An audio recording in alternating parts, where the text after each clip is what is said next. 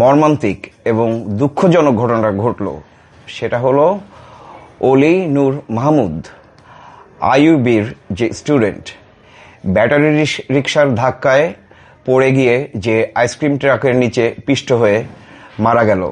আমরা তাদের ফ্যামিলিকে আমাদের সমবেদনা জানাতে এসেছি। আমার পাশে যে ভদ্রলোক আছে উনি অলি নূর মাহমুদের বাবা এবং অলি নূর মাহমুদের আম্মা। প্রথম কথা যে আর এই পাশে আছে যে তার ভাই এবং বোন। প্রথম কথা, আমরা এখানে আসছি একজন মানুষ হিসেবে মানুষের কাছে। ওনাদের যে ক্ষতিটা হয়েছে, আমরা যতই সান্ত্বনার কথা বলি, এই ফিউটাইল ওয়ার্ড এটাতে কাজ হবে না। যার যায় সেই বোঝে। কাউকে সাপে না কামড়াইলে সে এইটার ব্যথা কতটুক সেটা বুঝতে পারে না।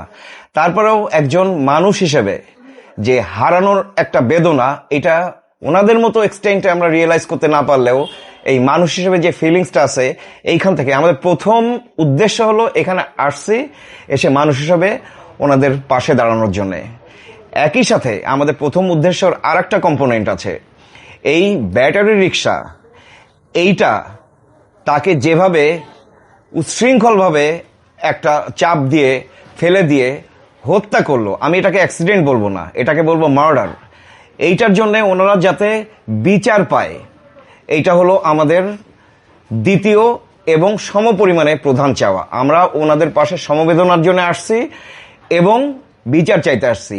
আমরা এর বিচার চাই, আমরা এর বিচার চাই। বাংলাদেশ সরকার, আমাদের মাননীয় প্রধানমন্ত্রীকে আমরা বলছি যে এই ফ্যামিলিটাকে আজকে আপনি দেখেন, শুধুমাত্র এই ফ্যামিলিটা না, এই যে এই রকম হাজার হাজার প্রত্যেক দিন যেটা হচ্ছে, প্রত্যেকের জন্য আমরা বিচার চাই এবং এদেরকে একটা শৃঙ্খলা না, এদেরকে উচ্ছেদ করতে হবে। সোজা কথা, শৃঙ্খলা আগে মানবতার জায়গা থেকে বলছিলাম যে সবাই সবার সঙ্গে বাঁচবে, সহাবস্থান করে হিউম্যান বিইং হিসেবে আমরা পাশাপাশি থাকবো।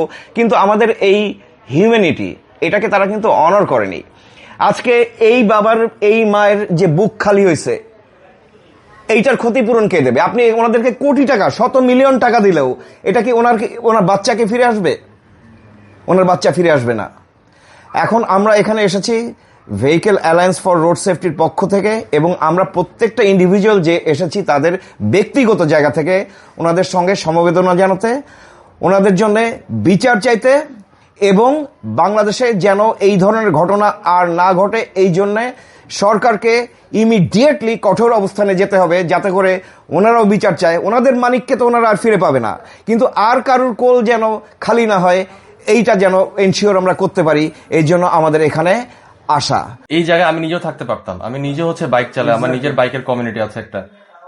ও যে চলে গেল, আসলে তার বয়স আমার বয়স হয়তো ডিফারেন্স হয়তো 5-6 বছর হবে, এর বেশি কিছু হবে না। কিন্তু আমি তখনই চিন্তা করলাম যে তাদের বাবা মার অবস্থা কি যদি এরকম আমার সাথে হয়, বা আমার সাথে না হলে অন্য কারোর সাথে যদি হয়, তাদের বাবা মার অবস্থাটা কি হবে। আমি আসলে এই জিনিসটা চাই না যে এই জিনিসটা আবার হোক।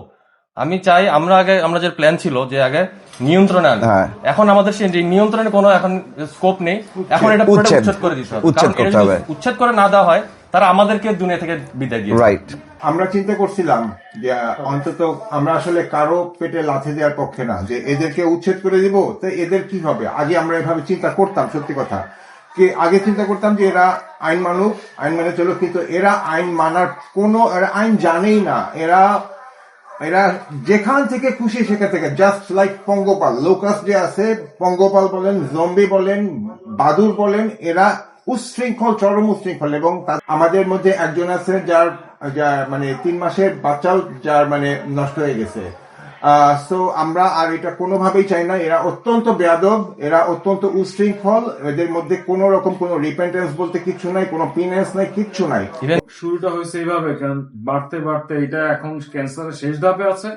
হয় এখন জটিল কোন একটা চিকিৎসা হবে, আর নাইলে আমরা সিরিয়ালি একের পর এক এরকম ঘটনার মাধ্যমে আমরা মারা যাব।